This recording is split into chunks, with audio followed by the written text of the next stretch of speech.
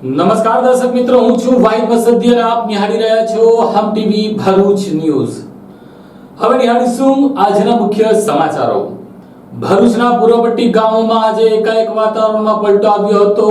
જોરદાર પવન સાથે વાવાઝોડું ફૂંકાતા અને વરસાદ શરૂ થતા સુગલતીત ગામ નજીક વડનું ઝાડ તૂટી પડતા બે વાહનો દબાયા હતા, જેમાંથી 3 લોકોને ગંભીર ઇજા પહોંચતા તેઓનું મોત નીપજ્યું હતું, જ્યારે 6 થી વધુ લોકોને ઇજા પહોંચી હતી। જ્યારે ઝઘડિયા પંથકમાં પણ વરસાદ પડ્યો હોવાનું જાણવા મળ્યું છે। ભરૂચના સુકલતીર્થ ગામના પાટિયા પાસે આજ રોજ ભારે પવન સાથે વરસાદની શરૂઆત થતા જ એક મહાકાય વૃક્ષ ધરાશયી થતા નીચેથી પસાર થઈ રહેલ રિક્ષા અને કાર પર પડતા બંને વાહનો નીચે દબાયા હતા, જેમાં એક મહિલાનું ઘટના સ્થળે મોત નીપજ્યું હતું, જ્યારે કારમાં સવાર 2 યુવાનોના પણ મોત નીપજ્યા હતા। તો ઈજાગ્રસ્ત અન્ય 4 લોકોને ભરૂચની ખાનગી હોસ્પિટલમાં સારવાર અર્થે ખસેડવામાં આવ્યા છે, જ્યાં તેઓ હાલ સારવાર ભરૂચમાં સરેરાશ છેલ્લા કેટલાક સપ્તાહથી 40 થી 42 ડિગ્રી તાપમાનનો પારો નોંધાઈ રહ્યો છે। આકરી ગરમી વચ્ચે લોકો ઘરની બહાર નીકળવાનું પણ ટાળી રહ્યા છે। તેવામાં આજે જિલ્લામાં વાતાવરણમાં પલટો જોવા મળ્યો હતો। વહેલી સવારથી જ વાદળછાયું વાતાવરણ દેખાતા વરસાદ પડવાની શક્યતાઓ જણાઈ રહી હતી, ત્યારે આજે ભરૂચના પૂર્વ પટ્ટી પર બપોર બાદ અચાનક વાતાવરણમાં પલટો આવવા સાથે સુકલતીર્થ સહિતના વિસ્તારમાં ભારે પવન સાથે વરસાદ પડવાની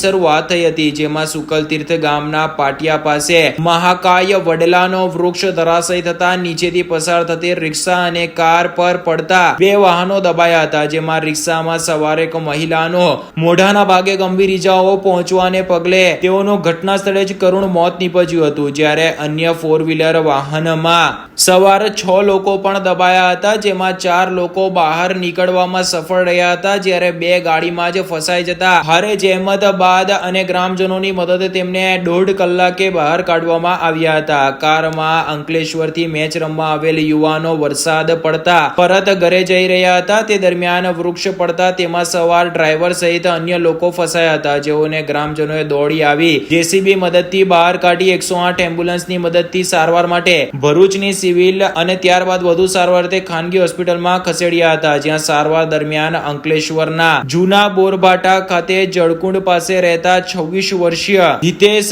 હસમુખભાઈ પટેલ અને હાર્દિક બાલોભાઈ પટેલનું મૃત્યુ નીપજતા મૃત્યુઆંક 3 પર પહોંચ્યો છે। જો કે સામાજિક અગ્રણી ધર્મેશભાઈના જણાવ્યા મુજબ ગાડીમાં તેઓ ફસાઈ જતા ગૂંગળામણના કારણે તેમનું મોત નીપજ્યું હોવાનું હાલ પ્રાથમિક અનુમાન લગાવવામાં આવી રહ્યું છે। બનાવ અંગેની જાણ નબીપુર પોલીસને કરાતા નબીપુર પોલીસનો કાફલો ઘટના સ્થળે દોડી આવ્યો હતો।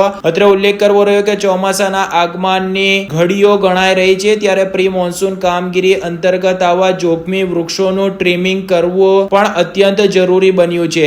સ્થાનિક લોકોના જણાવ્યા મુજબ આ માર્ગ ઉપર અનેક વૃક્ષો આવેલ હોય, જેમાં કેટલાક જોખમી હોય, જે અંગે તંત્ર દ્વારા સર્વે કરી આગામી દિવસમાં કોઈ હોનારત સર્જાય તે પહેલા ટ્રીમિંગની કામગીરી કરવામાં આવે તે પણ અત્યંત જરૂરી છે।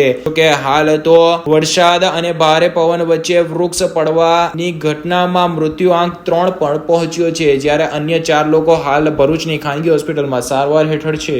લગભગ 4-4:30 વાગ્યાના અરસામાં મારી પર એક ફોન આવેલો કે જળકુંડ ગામમાંથી જે છોકરાઓ શુક્લતીર્થ મેચ રમવા જતે ગયા હતા તે રિટર્ન થતાં શુક્લતીર્થ ગામના પાટિયા પાસે એક મહાકાય વડનું વૃક્ષ એ ગાડી પર અને રિક્ષા પર પડતા કારની અંદર લગભગ 6 જેટલા યુવાનો ફસાયેલા અને રિક્ષા સવાર એક મહિલા હતા તે પણ અંદર એમની પર પણ જળ પડતા મહિલાનું કરુણ ઘટના સ્થળે જ મોત થયેલ, અને આ જે સ્વિફ્ટ ડિઝાયર કાર હતી તેની અંદર 6 જેટલા લોકો હતા, તેમાંના 4 લોકો ગમે તેમ કરીને કાચ ફોડીને બહાર નીકળી ગયેલા, પણ 2 યુવકો અંદર ફસાઈ ગયેલ। 1.5 કલાકની જહેમત બાદ એમને બહાર કાઢવામાં આવેલ, પણ ગૂંગળામણના કારણે તેમનું સ્થળ પર જ મોત થયેલું હોય એવું દેખાઈ રહેલ। ત્યારબાદ એમને 108ની મદદ દ્વારા અહીંગાત હિલિંગ ટચ ખાતે લાવેલા, ત્યાં હાજર તબીબ દ્વારા પણ એમને મૃત જાહેર કરવામાં આવેલ છે।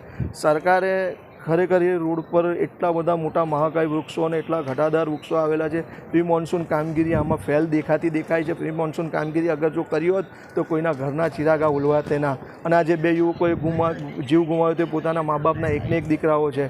આજે આ પ્રી મોન્સૂન કામગીરીના નામે જે કંઈક પણ બંગા ફૂંકાઈ રહ્યા છે ખોટા છે। ખરેખર પ્રી મોન્સૂન કામગીરી કરવી જોઈએ, જેથી કરીને આવી મોટી હોનારત સર્જાતી અટકાવી શકાય। અંકલેશ્વર તાલુકાના સારંગપુર ગામ નજીક ટેમ્પો ચાલકે માસૂમ બાળકને અડફેટે લેતા તેને ગંભીર ઈજા પહોંચતા તેનું સારવાર દરમિયાન મોત નીપજ્યું હતું। ટેમ્પો ચાલક ટેમ્પો મૂકી ફરાર થઈ ગયો હતો। અંકલેશ્વરમાં છેલ્લા ઘણા દિવસથી અકસ્માતના બનાવમાં લોકો મૃત્યુ પામી રહ્યા છે, ત્યારે અંકલેશ્વરના સારંગપુર ગામની સોસાયટીમાં પાણીના જગ ભરેલ ટેમ્પોના ચાલકે માસૂમ બાળકને અડફેટે લઈ લેતા ગંભીર ઇજાને કારણે મોત નિપજતા અરેરાટી વ્યાપી જવા પામી હતી. અંકલેશ્વરના સારંગપુર ગામની આત્મીય સોસાયટીમાં મિનરલ વોટરના જગ ભરીને આવી રહેલ ટેમ્પોના ચાલકે ઘર બહાર રમતા 1.5 વર્ષીય બાળક રાજવીર કુમાર ઉર્ફે શ્રેયાંશ ધીરજ કુમાર પવનસિંહ, જેની ઉંમર આશરે 1 વર્ષ અને 9 માસ છે, તે ઘરની બહાર રમી રહ્યો હતો. જે દરમિયાન ચાલકની નજર બાળક પર ન જતા તેણે અડફેટે લઈ લેતા બાળકને માથાના ભાગે ગંભીર ઈજા પહોંચી હતી. ઈજાગ્રસ્ત બાળકને અંકલેશ્વરની જયાબેન મોદી હોસ્પિટલમાં સારવાર અર્થે ખસેડવામાં આવ્યો હતો. જોકે ટૂંકી સારવાર દરમિયાન તેનું મોત નિપજતા અરેરાટી વ્યાપી જવા પામી હતી. બાળકને અડફેટે લીધા બાદ ટેમ્પો ચાલક ગભરાઈ જતા ટેમ્પો ઘટના સ્થળે મૂકીને ભાગી ગયો હતો. બનાવ અંગે મૃતકના પિતા ધીરજ કુમાર પવનસિંહે અંકલેશ્વર જેડીસી પોલીસ મથકે ફરિયાદ આપતા પોલીસે ફરિયાદ નોંધી ફરાર ટેમ્પો ચાલક વિરુદ્ધ ગુનો દર્જ કરી તેના ધરપકડના ચક્રો ગતિમાન કર્યા હતા.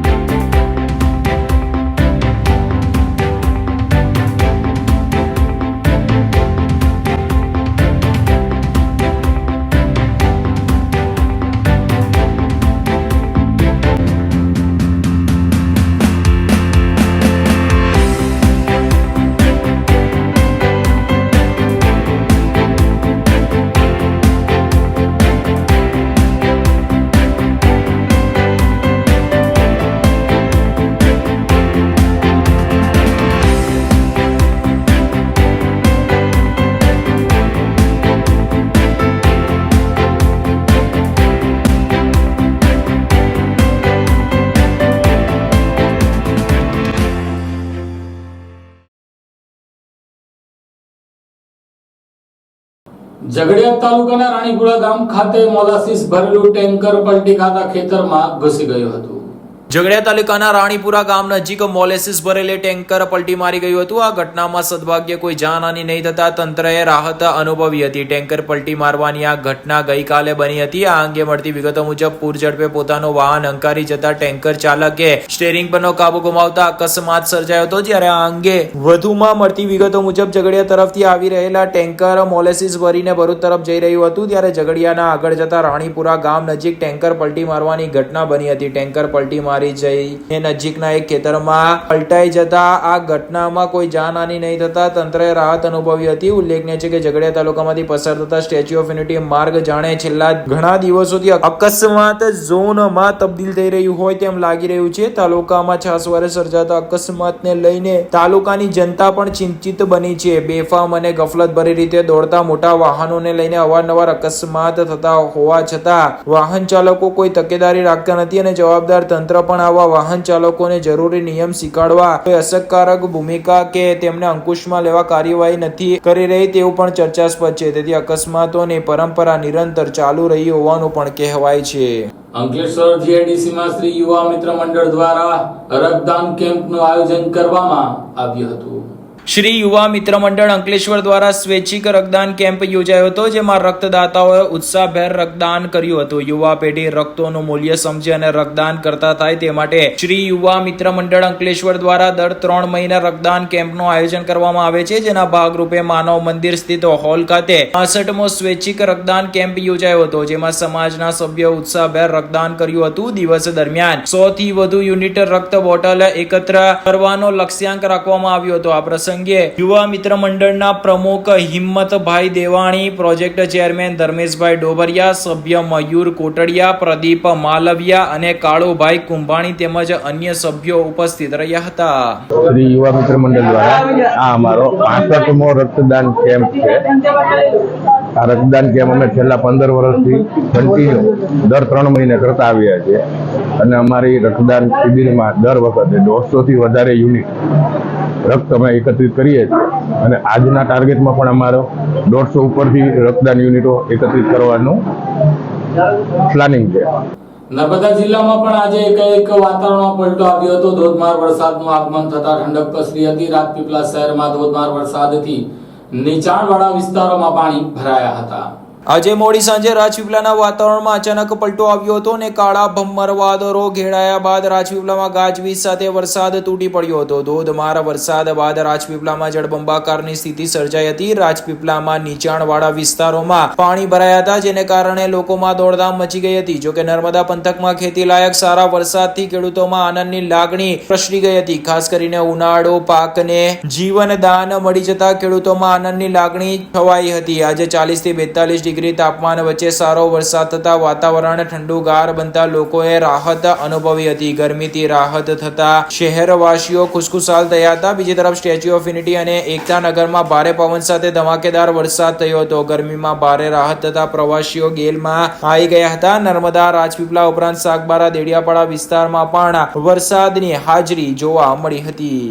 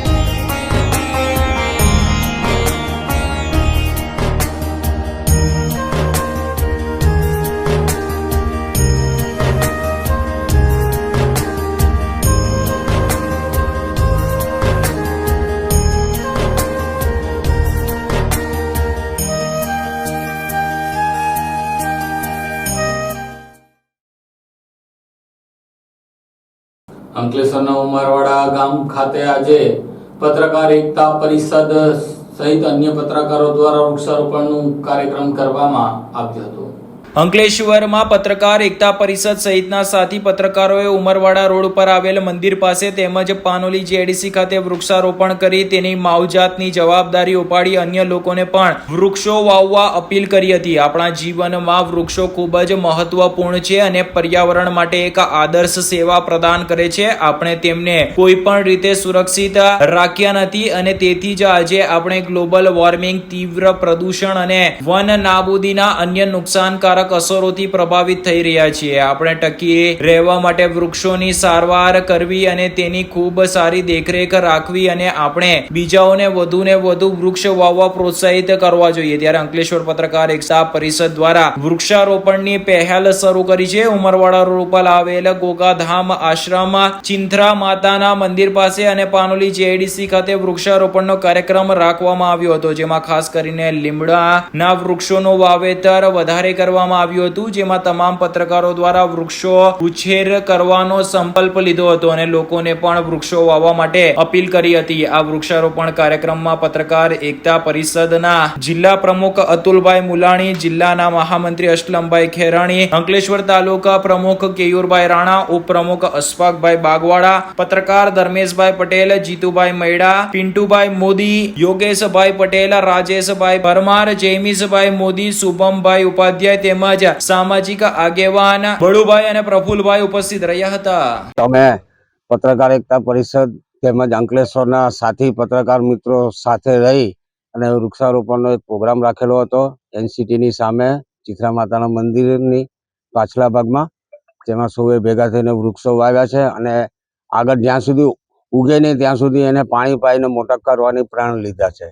આવી રીતે તમે પણ વૃક્ષો વાવો અને સમૃદ્ધિ લાવો. હવે બપોર પછી અમે પાનોલીમાં પણ વૃક્ષારોપણનો પ્રોગ્રામ રાખેલ છે. ઝઘડા તાલુકાના ભાલોદ ગામ ખાતે ગંગા દશહરા મહોત્સવની ઉજવણી કરવામાં આવી હતી. ઝઘડિયા તાલુકાના ભાલોદ ગામમાં નર્મદા મૈયાના તટે પારંપરિક રીતે જેઠ સુદ એકમથી જેઠ સુદ દસમ સુધી 10 દિવસ ગંગા દશાહરા પર્વની રંગેચંગે ઉજવણી કરાય છે. આ દશમ સુધીમાં ગંગા નર્મદા નદીમાં સ્નાન કરવા આવતા હોય આ સમયે નર્મદા સ્નાનનું વિશેષ મહત્વ રહેલ છે. સાથે જ નર્મદા સ્નાન કરવાથી સર્વ પાપ નાશ થતા હોવાની માન્યતા છે. આ દિવસો દરમિયાન શ્રદ્ધાળુઓ નર્મદા નદી સાથે ગંગા મૈયાનું પૂજન, આરતી, દર્શન, સ્નાન કરવા નર્મદાના તમામ તટો પર ઉમટી પડે છે. ઝઘડિયા તાલુકાના ભાલોદ ગામે ગંગા દશહરા મહોત્સવની ઉજવણી કરવામાં આવી હતી, જેમાં મોટી સંખ્યામાં ભાલોદ ગામ તેમજ દૂરના શહેરમાં વસતા લોકો ઉમટી પડ્યા હતા અને ભાલોદ ગામે આવતા શ્રદ્ધાળુઓથી ગામ છલકાઈ ગયું હતું. ગંગા દશહરા મહોત્સવના ઉજવણીના ભાગરૂપે ભાલોદ ગામે 2 દિવસનો કાર્યક્રમ યોજાયો હતો, જેમાં તારીખ 8 જૂન શનિવારના રોજ મેઇન બજારમાં આવેલ મહાકાળી માતાના મંદિરેથી સાંજના 6 કલાકે નર્મદા માતાની ભવ્ય શોભાયાત્રા નીકળી હતી, જેમાં મોટી સંખ્યામાં બ્રહ્મ સમાજના તેમજ ગામના સ્થાનિક લોકો જોડાયા હતા, જે ગામમાં ફરી નર્મદા નદી કિનારે સંપન્ન થઈ હતી. તેમજ નદી કિનારે તાજેતરમાં લગ્ન ગ્રંથિ જોડાયેલા નવયુગલો દ્વારા માં નર્મદાનું પૂજન તેમજ સમૂહમાં મહાઆરતી કરવામાં આવી હતી. સાથે એક કિનારેથી સામે કિનારે ચૂંટણી અર્પણ કરવામાં આવી હતી. આ પ્રસંગે ગુજરાતના વિવિધ શહેરોમાંથી બ્રહ્મ સમાજના લોકો તેમજ ભાલોદ ગામના વતનીઓ જે ધંધા રોજગાર માટે બહાર ગામ ગયેલ લોકો પણ ભાલોદ ગામે મોટી સંખ્યામાં ઉપસ્થિત રહ્યા હતા. આ કાર્યક્રમને સફળ બનાવવા માટે ગંગા દશહરા સમિતિ તેમજ ગામના સ્થાનિક ઉત્સાહી કાર્યકરોએ 2 દિવસના કાર્યક્રમને અથાગ મહેનત કરી આ પ્રસંગને સફળ બનાવ્યો હતો. હું ભદ્રેશ ઉમંગલાલ તેવાર ગંગા દશહરા મહોત્સવ સમિતિના મંત્રી તરીકે ઉપસ્થિત છું. આપની ચેનલના માધ્યમથી અમારા વતનના લોકો જે લોકો ઉપસ્થિત નથી રહ્યા એ પણ આ તમારી ચેનલના માધ્યમથી લાભ લેશે. ગંગા દશહરા મહોત્સવ એ ગંગા નદી અને નર્મદા નદીનું એક મિલન છે અને એ દરમિયાન શનિ રવિ અમે આ પ્રોગ્રામ કરીએ છીએ. વતનના માણસો ફરી વતનની અંદર આવે, વતનની યાદ એમને તાજી થાય અને વતનનું ગૌરવ રહે એ માટે આ એક અગાધ પ્રયત્ન કરીએ છીએ અને ખૂબ લોકો આનો સહકાર છે. 2026 સુધી જમણવારના દાતાઓ અમારી પાસે ઉપલબ્ધ છે અને આપની ચેનલનો તથા સરકારી કર્મચારીઓનો પણ અમને ખૂબ સાથ સહકાર મળે છે. જે આ નર્મદા મહોત્સવ છેલ્લા 25 વર્ષથી અમે ઉજવીએ છીએ અને આખા નર્મદા કિનારે આરતી દરેક કિનારે થાય છે, બધા ગામોમાં થાય છે, પણ જમણવાર હાથેનો અને ચુંદરી મનોરથનો આવો ભવ્ય કાર્યક્રમ ખાલી ને ખાલી ભાલોદ ગામમાં થાય છે અને આપની ચેનલ અમને જે આટલો સપોર્ટ કરે છે આપનો પણ અમે ખૂબ ખૂબ આભાર માનીએ છીએ.